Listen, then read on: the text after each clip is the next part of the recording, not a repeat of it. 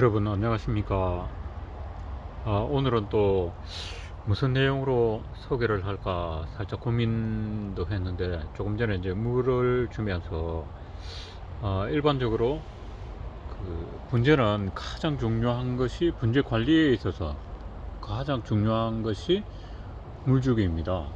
그래서 농사 3년, 분재 물주기 3년, 수단께 3년, 뭐 이런 식으로 3년이라는 말이 많이 언급이 되고 있는데요. 3년 정도 물을 관리하고 해봐야 이제 어느 정도 나무를 보면, 저 지금 물을 줘야 되겠구나, 아직 물이 있겠다, 그런 것을 이제 가늠할 수 있다. 그 다음에 물 관리를 어떻게 하면 잘 되는가, 이제 그런 요령이 생긴다는 그런 의미로 3년 정도는 고생을 해봐야 된다, 그런 의미가 있겠습니다. 자, 그럼 여기 이제 지금 화면에 보이는 나무들은 중국 단풍 콩 분재를 만들기 위해서, 전에 제가 이제 분갈이를 하는 과정을 이제 소개를 드린 적이 있는데, 그 나무들이 지금 이제 싹을 틔우고 있습니다. 자, 여기 보시면 지금 이 나무의 흙은 어떻습니까? 갈색으로 이제 지금 물이 표면에서는 말랐다 하는 것을 느낄 수 있습니까? 이 우측편에는 짙은 커피 색깔이죠. 살짝 보면은 물기가 살짝 있어 보이는 그런 느낌. 이 분토는 일본에서 생산되는 적옥토입니다. 적옥토. 그 다음 옆에 왼쪽에 있는 걸 볼까요? 나무가 있는 중심 부분에 약간 말랐고, 이 나무 역시 약간 말랐고, 그 나머지는 전반적으로 아직 물기가 있다, 이렇게 느낄 수가 있습니다. 지금 시간이 오후 6시가 조금 넘었는데요. 이 시간에 이제 이 정도 말랐으면은 곧 이제 어두워지고 하기 때문에 물을 주지 않아도 됩니다. 그런데 오전에 이 정도 같으면은 얼른 물을 줘야 되겠죠.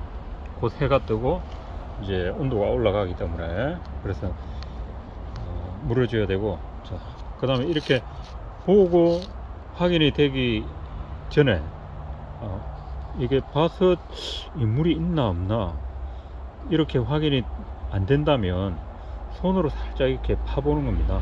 자, 위에 이렇게 살짝 말란 것은 밑을 살짝 파봐요. 살짝만.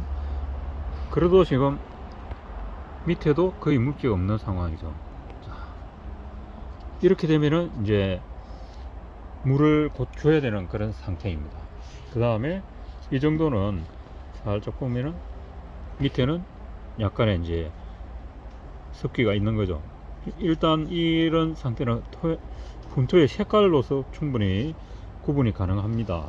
자, 이렇게 이런 것은 이제 충분히 아직 물기가 있는 상태고요. 자, 그래서 여기서 주의해야 되는 건 뭐냐면, 겉에만 살짝 말랐을 경우가 허다합니다. 오늘처럼 이제 봄날에 바람이 잦을 때는 분토 중간쯤에는 물기가 있는데도 불구하고 위에는 살짝 그걸 이제 겉마른다, 이렇게 이제 우리 표현을 하죠. 그런 상태이기 때문에 그럴 때는 자신이 없으면 살짝 이렇게 손으로 확인을 해보고 물을 줘야 될 상황이면은 물을 주고, 그렇지 않으면 적당한 시간까지 이제 기다리면 되겠죠. 그 적당한 시간이란 상황에 따라서 다릅니다. 뭐냐면 여러분들이 화분을 두는 장소에 따라서 다르고 날씨에 따라서 다릅니다. 자, 그럼 장소란 어떤 것인가? 가장 바람직한 화분 분재를 관리할 수 있는 분재 진열대는 나무로 된 진열대가 가장 바람직한 진열대다, 이렇게 이야기를 하는데, 왜 그런가 하면 아시다시피 나무는 이제 물을 머금습니다. 그 다음에 이제 햇빛이 비쳐도 그 반사열이 일반 콘크리트라든지 석재보다는 덜 합니다. 그렇기 때문에 물을 주면은 그 어느 정도 물을 머금고 있는 그 물이 증발되면서 주변에 습도를 올려주기 때문에 나무도 빨리 마르지 않고 열기도 덜 받기 때문에 좋은 것이고, 그 다음에 지금 저희 분재원에는 이 콘크리트로 만든, 그러니까 이제 전신주를 만드는 공법으로 만든 진열대로 다 되어 있습니다. 그러니까 한낮이 되면 뭐 여름 같은 경우는 거의 뭐 뜨거울 정도로 열을 받죠. 근데 이제 화분이 이렇게 절벽하게 되어 있기 때문에 직접 빛을 받는 부분이 좀 적다 보니 그렇긴 한데, 어쨌거나 열기를 많이 받습니다. 그럼 이렇게 이제 보통 단독 주택의 옥상 같은 경우는 이제 슬라브 지붕 같은 경우 콘크리트로 되어 있습니다. 그러면 열기가 굉장합니다. 그렇기 때문에 그 열기를 조금 식힐 수 있는 방법은 버릴 그런 담요, 낡은 담요라든가 이런 것을 좀 깔아 가지고 그 섬유는 물을 좀 머금죠. 그렇기 때문에 그렇게 깔아서 이제 하는 것도 좋고, 그 다음에 주변에 열을 받을 수 있는 어떤 물체, 물탱크 옆이라든가, 특히 쇠로 된 어떤 그 물체가 곁에 있으면은 그 열기가 아주 상당합니다. 그래서 가급적이면 그런 물체에서 조금 떨어져서 이제 배치를 하는 것도 좋고, 그 다음에 물만 내가 충분히 줄 수 있으면 한 20년 전에 일본의 유명한 분재 작가가 저희 분재 단지에 와서 이제 특강을 한 적이 있는데, 그분이 뭔가 질문을 하니까 소나무로 물을 하루에 어느 정도 주면 좋겠느냐 이렇게 물으니까 하루에 12번을 주라 이렇게 이야기를 한 거예요. 그러면서 웃으면서 왜 그렇게 이야기를 하느냐 하면, 물을 하루에 12번이라도 줄 수 있는 여건만 되면 그렇게 주는 것이 나무에게 가장 좋다. 그러니까 물을 주되 빨리 마르는 것이 좋다 이 이야기죠. 그래서 뿌리도 호흡을 하게 됩니다.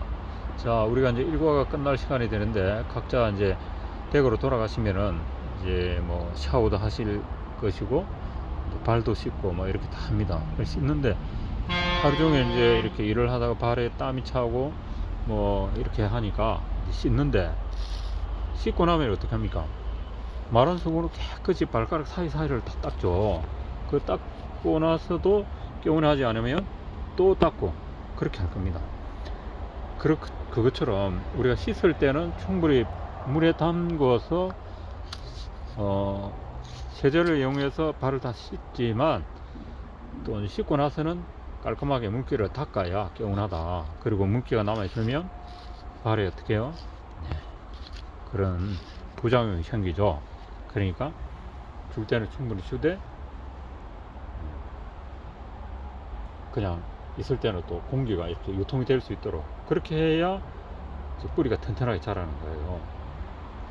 그러면 늘 물에 이렇게 이런 상태로 있다. 그럼 어떻게 됩니까? 잠겨 있는 상태예요. 잠수된 상태. 호흡을, 물론 물 속에 있는 필요 성분을 뿌리가 흡수도 하고 작용을 하겠지만, 공기 유통이 일단은 되어야 튼튼한 뿌리가 자랄 수 있다. 그런 이야기가 됩니다. 물론 이제 그 이키볼이라든가 하는 그런 이제 기법으로 만든 나무는 거의 물에 이렇게 살짝 담궈서 키우기도 하죠. 그런 특성을 가진 수종은 또 예외적인 경우도 있는데, 전반적으로 나무는 물을 줄 때는 주고, 그 다음에 그 분토가 마른 뒤에 또 주는 겁니다. 자, 흔히 이제 제가 나무를 하니까 이제 또 찾아오는 손님들이 이 나무는 하루에 몇 번 물을 줍니까? 이렇게 이제 질문을 해요. 그러면 질문이 잘못되었고, 우선에 그 다음에 대답도 하루에 2번 주세요 또는 이틀에 1번 주세요 이런 식으로 말하는 것 또한 대답이 잘못되었습니다. 이 물은 어떻게 주면 됩니까? 이렇게 주세요. 이게 이제 올바른 질문이고 올바른 대답이 되겠는데, 자, 왜 그러냐가, 하루에 이제 내가 이 나무를 관리해 보니 하루에 1번 이렇게 말한 거예요. 그런데 가져가는 그분의 그 손님이 사는 그 환경은 지금 이 환경과 기본적으로 다르죠. 같을 수도 물론 있겠죠.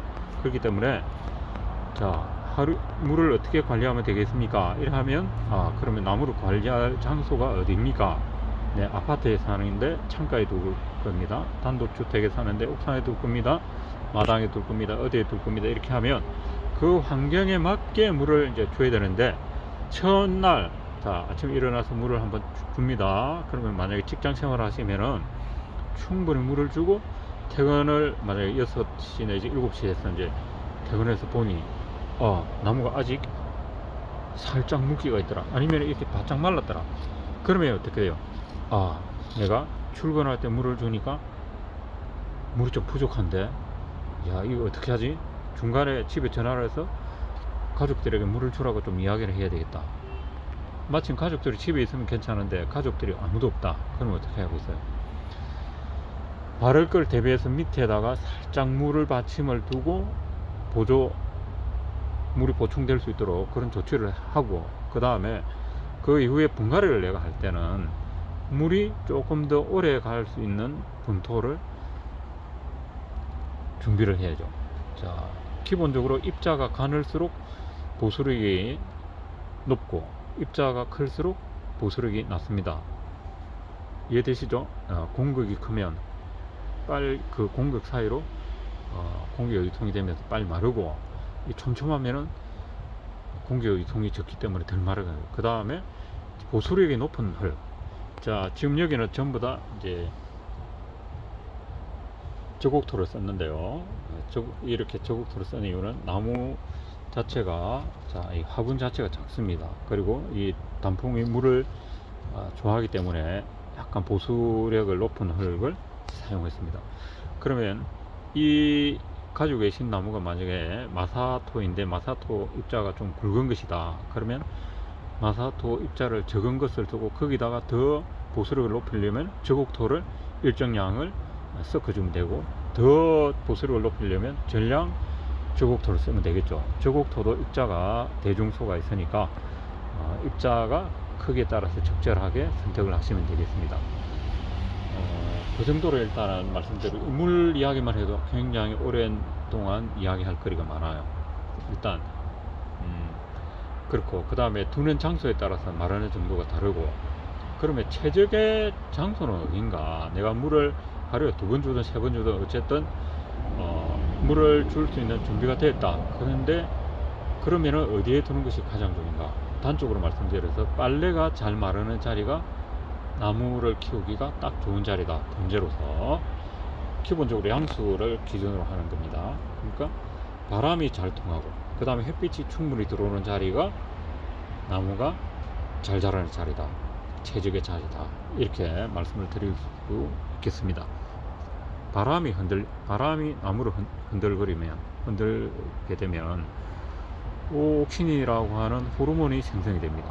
그러면서 웃자라는 것을 억제해요. 이 오옥신이라고 하는 호르몬은. 그래서 우리가 바닷가 낭떠러지나 해변가, 그 다음에 저 높은 산, 그 다음에 절벽 같은 이런 늘 바람이 자주 불고 쉬지 않고 부는 이런 데는 나무들이 웃자라는 게 거의 없어요. 웃자를 수가 없어요. 웃자를 계속 흔들리니까 어떻게 된다고요? 억제 물질이 나요. 억제 물질이. 그렇기 때문에 나무가 통통하게 누가 주기적으로 가서 따듬은 것처럼 나무가 웃자라지 않고 아주 분재 모양 또는 아주 멋진 조경수 모양으로 이렇게 있는 이유가 그런 겁니다. 그래서 한없이 이야기가 길어질 수가 있는데, 이 정도에서 제가 이제 오늘 물 관리에 대해서는 마무리를 하고, 다음 기회에 또 이야기할 기회가 있겠죠. 자, 그럼 물은 마지막으로 어떤 물을 주는 것이 좋은가? 그냥 사람이 먹을 정도 물, 그 다음에 물고기가 살 수 있는 물 정도면 충분하고, 수돗물을 재웠다고 준다 이런 걸 필요 없습니다. 우리가 수돗물 먹을 때 하루 재웠다고 먹습니까? 사람도 먹는데 나무 충분히 괜찮아요. 물고기도 괜찮습니다. 자, 정부가 인정한 수돗물은 받아서 바로 축수로 줘도 좋습니다. 그 정도로만 하죠. 그 물에 대해서는, 물의 성질에 대해서만 이야기해도 좀 이야기할 게 있습니다. 그냥 그 정도로 하고, 일단 우리 생활에 내가 그냥 손을 씻을 수 있고 발을 씻을 수 있는 물이다 이러면 나무에 줘도 괜찮습니다. 자, 아시는 분 조금 이야기가 기네 이렇게 생각하시는 분도 계셨을 것이고, 또 그런가 하고 이제 반갑게 들어주신 분도 계실 것이고, 다양한 분들이 제 게시물을 들어주시고 봐주셔서 감사드립니다. 앞으로도 계속 도움이 될 수 있겠다 싶은 내용들을 올릴 수 있도록 열심히 해보겠습니다. 자, 감사드립니다. 안녕히 계십시오.